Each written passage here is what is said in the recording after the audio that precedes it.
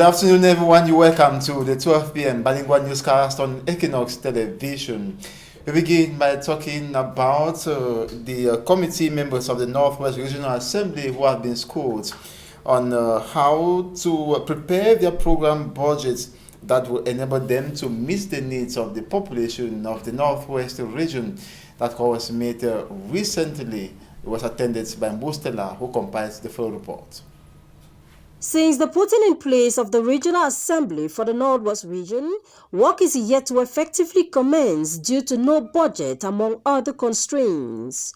It is against this backdrop that an interministerial delegation made up of experts from the Ministry of Finance, the Ministry of Decentralization and Local Development, and the Ministry of the Economy, Planning and Regional Development are in Bamenda for a 2-day workshop aimed at assisting the Regional Assembly prepare their first program budget. The major objectives of this seminar is for us to be able to come out with a base budget approach, meaning we need to move away from the normal idea of the budget, then we move to a budget-based approach which takes into consideration planification, which takes into consideration the different actions, which takes into consideration the activities, right up to the awaited results. The budget is expected to enable the Assembly better execute their mapped-out action plan, with peace building as the most essential. The region has specificities. One of the problems that is at the fore is the crisis. So we have to see what part of the budget will go for peace building, which will probably be in the 4th program within our structured budget. In his opening address, Adolphe Lele-Lafrique, sitting in as the representative of the state, cautioned the participants to take ownership of the procedures in order to meet the expectations of the Northwest man. On the streets of Bamenda, the common man wants to see the realities of the spatial status for the Northwest and Southwest regions arrived at during the major national dialogue. Civil servants in Andek, in the Momo division of the Northwest region of Cameroon, who are feeding on taxpayers' money, have been called to return to the subdivision and render their services to the population who desperately needs them or better resign. The call was made by the mayor of Andek, that is in the Momo division of the Northwest region of Cameroon. He was speaking to Mustela, who compiled this report once again. Post office in 2021, a sign no school activity has taken place here since the crisis escalated into an armed conflict. At the SAR SM, like the government high school in Andek subdivision, office documents are littered, furnitures broken, and machines destroyed. About 90% of administrative services have been abandoned by the respective service heads. They, according to the mayor, blame their absenteeism on the uncertain security climate in the area.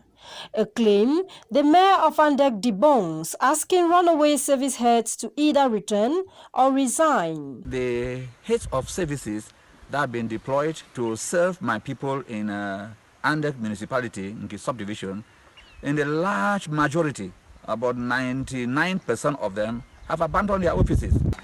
And the irony is that they are the first people to run around and want to liquidate the projects or the credits that have been sent for them to use here in Andek. But I believe you, I think that they should resign. Normal life has been interrupted in Andek by what is known as the Anglophone crisis. This has left many stranded in their communities. I am so particular about the school sector, school and health sectors, but those are social sectors.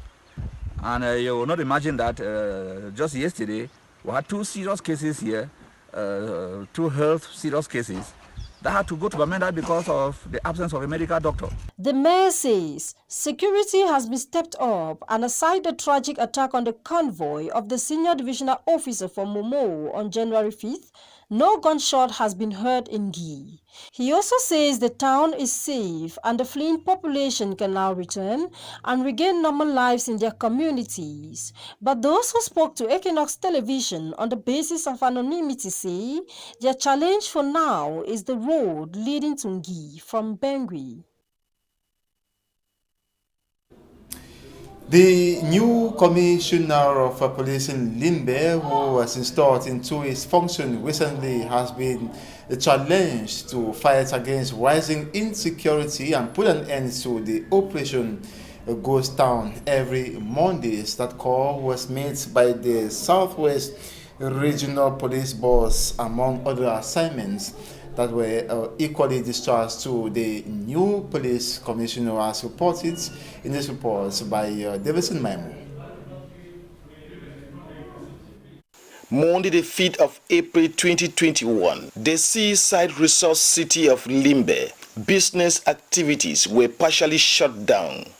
Urban and interurban transportation paralyzed, as it was a traditional ghost town day, better known as Country Sunday, activated by the ongoing armed conflict in the two English-speaking regions of Cameroon. The influx of internally displaced persons into Limbe, a safe haven within the context of the ongoing crisis, has drastically increased crime waves within the city. These and more are some of the vices the newly installed six-star commissioner to Limbe Central Police, Ayibi Simon Jean-Pierre, has to deal with, as was instructed by Southwest Police Boss Ndinga Jean-Marie. The fight against the phenomenon of FCT recreated every Monday by the terrorist secessionists. The fight without mercy against terrorists, secessionist terrorists and criminals of all stripes, with a view to maintaining the climate of peace that reigns in this city without fail. The regional police boss reminded him to work in synergy with related defense and security unit, not leaving out the administration in achieving his mission. With all the active force in your area of command, collaboration with the administrative, municipal, religious and traditional authority, who should help you through intelligence to make your action on the ground effective. Given the strategic nature of Limbe to the government of Cameroon, the new Limbe Central Police Boss, Ayibi Simon Jean-Pierre, says his primary mission is to protect lives and property. And you know that Limbe is a strategic town for our country. I have come to mobilize the troops here. We have to ensure the security of people and their property. He called on the population to collaborate with the police to gain total security of the city. The collaboration with the population is necessary because those acts of terrorism affect all the population, not only the state administration. So those people who are affected, we need them to work with them to resolve this problem. Before his appointment to Limbe, he was head of the continuous training department at the police headquarters in Yaoundé. He replaces six-star Commissioner Do Marcel Aristide, appointed in same capacity at Douala 3 City Central Police. The ceremony was attended, among others, the senior divisional officer for FACO, local administration, judicial, heads of related defense and security unit, and the population.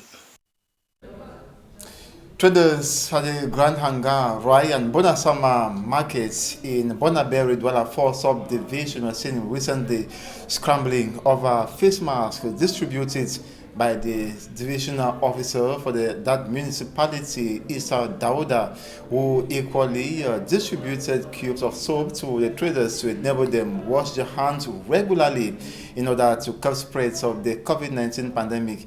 He also installed hand washing buckets in the three markets that are major in the Douala 4 subdivision. Meantime, he has equally told the traders to make sure they carry out a COVID-19 test in the public hospital should they suspect any symptoms. Details in the full report. Like school children lined up to receive puff-puff or sweets, traders in the Grand Hangar, Rai and Bonasama markets in Bonaberry toed the line, scrambling over face masks being distributed by Issa Dauda, Divisional Officer for Douala 4 Subdivision. They might not have been putting on the face mask, but desperately needed it, probably free of charge. At least, a clear indication they are aware the coronavirus still lives and real. A gesture they all hail. Coronavirus is a call for concern. Les gens ne croient pas, mais il y a ça dehors. Je lui dis merci beaucoup. He don't give me cash for market. Now he will all the glad. Merci de nous encourager. Merci. Merci, le sous-préfet. Others might not have received a face mask, but at least got a cube of soap to wash hands. Je vous remercie beaucoup. J'ai même tendu la main sur le cache-nez. Je n'ai pas immergé mes cache-nez. Laver le main avec toute ma famille. Merci, monsieur le maire. Apart from distributing the face mask, soap and installation of hand-washing buckets in the various markets, the divisional officer preached on the need to rush to hospitals for a COVID-19 test should anyone suspect symptoms. Le district de santé, les tests sont en train d'arriver. It is better to be tested early than late. Avant que ce ne soit tard. Vous comprenez, non? Merci beaucoup. For those who ignore existence of the coronavirus, he reiterates. Maladie est dehors. Pour cela, nous devons porter le masque. Run quickly to the hospital when they hear a pain on their body. This is the message that I come today to share. This operation, deemed very imperative by the divisional officer, is expected to intensify as markets remain delicate places should there exist a case. Part of this newscast is in French with you, Zulembe Fusai. Good afternoon, once again. Bon après-midi à vous, Innocent Nazé. Mesdames et messieurs, bon après-midi à tous. Bienvenue à cette édition du journal. Dans la ville de Boya, au sud-ouest Cameroun, les populations se réclament propriétaires des terrains appartenant à l'État, selon la CONAC. Une situation ou un bras de fer qui va créer de vives tensions, selon des avocats qui défendent la cause des populations dans cette affaire. Gladys Sidier et Derek Diaton nous en disent un peu plus. Des litiges fonciers dans la région du Sud-Ouest divisent autorités et population. Au milieu de cette guerre, la CONAC entre en jeu et donne jusqu'au 9 avril 2021 à tous les occupants des terres relevant du domaine de l'État dans le département du Fako pour présenter des pièces justificatives. Titre foncier permis de bâtir, entre autres. Selon la CONAC, il n'existe pas moins de 14 sites dans la ville de Boya, propriété de l'État, sur lesquels les populations se sont illégalement installées. Faux, retorque cet avocat qui défend depuis plusieurs mois la cause des autochtones. Maître Ikomi Kongi indique que depuis l'époque coloniale, les communautés villageoises propriétaires des terres querellées percevaient des commissions des Britanniques qui les exploitaient. I can tell you that as far as 1959, the British government was paying rents to the Joint Council, Bakri Council of Victoria and Boya Council. They're paying rents over all the lands that were occupied by government. Selon lui, la démarche du gouvernement est biaisée. Maître Ikomi croit savoir que la meilleure option serait de procéder à une expropriation légale en indemnisant les populations au lieu de tenter de les chasser de leurs terres. Il craint une escalade des tensions. Because it will get to a point where our young Fako boys and girls will not have a place to build their houses, they'll not have a place to farm, and they'll be surrounded by strangers. La CONAC, qui s'est saisie du dossier, donne rendez-vous à toutes les parties prenantes dans cette affaire le 9 avril au Palais des Congrès de Yaoundé. Le manque d'eau potable est un véritable casse-tête pour les populations de la ville de Douala. Illustration au PK10 dans le 3e arrondissement. Là-bas, la quête du précieux liquide s'est transformée en véritable ruée vers l'or, poussant les populations à s'abreuver dans des puits et forages dont la qualité laisse à désirer. Dalastiana et Cédric Ndi. Sur la route de PK10, dans le 3e arrondissement de la ville de Douala. Voilà plusieurs semaines qu'aussi bien dans cette partie de la ville que dans les autres quartiers, les robinets sont désespérément secs. Donc votre robinet est à sec? Le robinet est à sec depuis je ne sais pas combien de mois, depuis combien de temps. Regardez. Présentement, ça ne coule pas. Non, regardez. Regardez. Monsieur Ella, comme beaucoup d'autres habitants dans la ville de Douala, sont contraints de boycotter les journées de travail pour privilégier la chasse aux précieux liquides. Ah monsieur, c'est pas facile dans ce quartier pour avoir une goutte d'eau. Hein? Je suis dehors depuis 7 heures. Je suis allé à Tradex, il y a un rang pas possible. Tous les forages de ce quartier sont inondés de gens. De ce pas, je sors puiser l'eau à 14. À PK 14 pour avoir de l'eau. Parfois, ce dernier est contraint de jouer au chat et à la souris avec les robinets de sa maison. L'eau revenant parfois à des heures incompréhensibles et surprenant la famille profondément endormie. Il n'y a pas d'eau dans ce quartier. On ne connaît même pas qui a l'eau ici. Au début, il y avait, pour avoir de l'eau, l'eau arrivait souvent à 1h du matin. À 1h, entre 1h, 3h, si vous ratez, vous attendez 1 semaine, 2 semaines. Mais présentement, pour avoir de l'eau, si vous n'avez pas un vieux véhicule, pour aller chercher l'eau, pour faire le tour de Douala et avoir de l'eau, tout ce quartier, nous sommes privés d'eau. Nous sommes privés d'eau. Que le gouvernement fasse quelque chose pour qu'on ait de l'eau. C'est pas, on est tous les jours, vous êtes obligés d'aller à près de 10-15 km pour avoir de l'eau.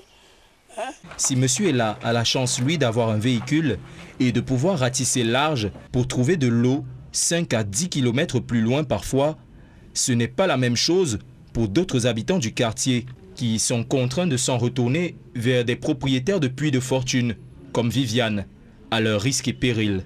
Et quand ça descend en bas, là, tu vois le bord là. L'eau là est jaune, c'est très sale. Quand tout le monde puise et tout ça, c'est sale. Moi j'ai le puits. Nous on utilise le puits pour préparer avec, pour laver les habits et pour se laver. C'est vraiment difficile ici dans notre quartier. Donc pour le problème d'eau, presque tout le quartier puise l'eau aussi. Parfois ça emballe chez mon frère. Même si ce n'est pas de bonne qualité, on n'a pas le choix. On va faire, est-ce que tu peux rester sans boire de l'eau? On est obligé de boire ces eaux-là, franchement, qu'on mette de l'eau de temps en temps. Parce qu'on ne peut pas passer 1 semaine sans eau et on vit comme ça. Parce que même les maladies, les typhoïdes, là, nous sommes parfois atteints de ça ici. Les enfants souffrent de ça, nous-mêmes nous souffrons de ça. À PK10 comme ailleurs dans la ville de Douala, la quête de l'eau s'est transformée en véritable ruée vers l'or. Tous les habitants ont donc les yeux tournés vers le ministre de l'eau et de l'énergie, en visite de travail dans la capitale économique, espérant que leurs prières seront entendues. Et ce manque d'eau potable va se faire ressentir dans presque tous les quartiers de la ville de Douala. Au moins 18 sont concernés par cette coupure d'eau. La Camwater se justifie en pointant du doigt une coupure programmée de l'énergie électrique à la station de production de Yato. Selon un communiqué, la desserte en eau sera rétablie dans ces quartiers dès le retour normal de l'énergie électrique. Parmi les quartiers où il y aura un manque d'eau ce jour, il y a à Bonanjo, Bonapriso, Aqua, Bali, la zone industrielle de Bassa, Dakar, Cité-Sic et Bonamoussadi. La Camwater promet que des camions-citernes procéderont à la distribution de l'eau dans les quartiers les plus affectés. Elle présente ses excuses pour ces désagréments. Et la situation sanitaire liée au coronavirus dans la ville de Douala n'est guère reluisante. Alors que de nouveaux cas sont enregistrés chaque jour, des populations continuent de négliger les mesures barrières, notamment le port du masque. Illustration dans le 4e arrondissement de la ville de Douala. Là-bas, les autorités ont procédé à la distribution des masques de protection. Robert Mokobe et Nadine Yambo. La maladie est dehors. Pour cela, nous devons porter le masque. Au milieu de cette foule de commerçants installés dans le 4e arrondissement de la ville de Douala, le sous-préfet Daouda Issa rappelle la nécessité de porter un masque pour se mettre à l'abri du coronavirus. Le corona est effectivement là dehors et il fait rage. Nous sommes venus auprès de nos populations ce matin dans les différents marchés pour réitérer une fois de plus les mesures barrières. Le port de masque, le lavage des mains. Sillonnant comptoirs et étals, l'autorité administrative tente de convaincre les plus sceptiques sur l'existence du coronavirus, soulignant au passage que personne n'est à l'abri de cette maladie. La Covid là est bel et bien là dehors. La maladie là ne choisit personne. Ça frappe, vous comprenez, non? Et lorsque nous ressentons une petite douleur, nous courons à l'hôpital. Les commerçants saisissent l'occasion pour appeler les pouvoirs publics à se pencher sur leur secteur d'activité plombé par la pandémie de coronavirus. Ce que je dis au sous-préfet, comme il représente le gouvernement ici, qui transmet notre message là-bas que ça ne va pas ici chez nous.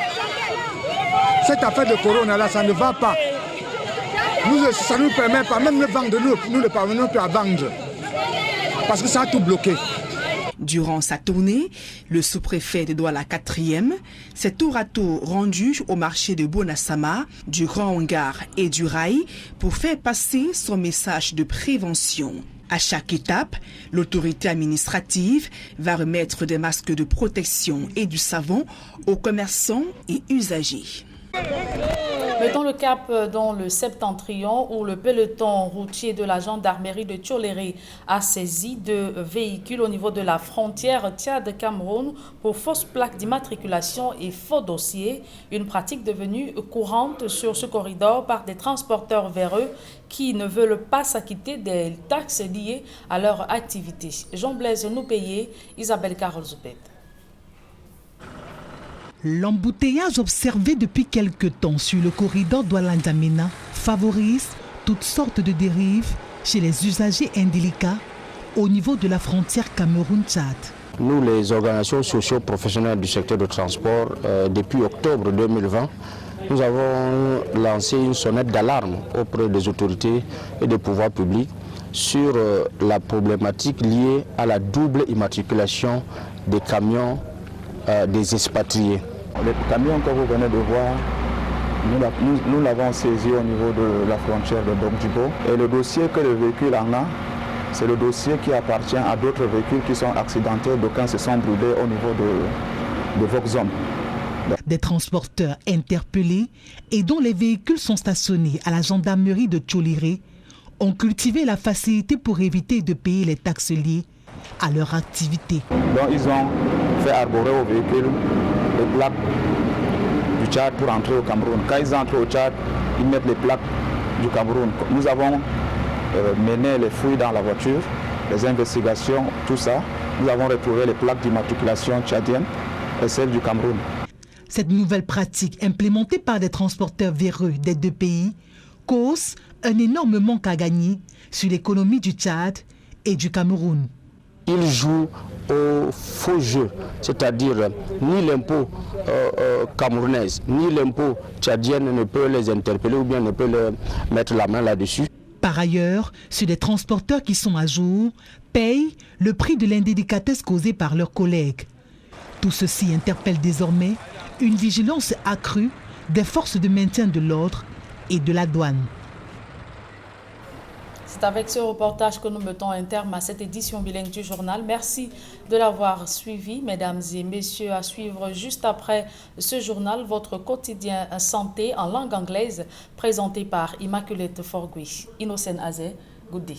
Thank you, Julien. Good day to you as well. And to all our viewers, have a nice day. Tomorrow is another day.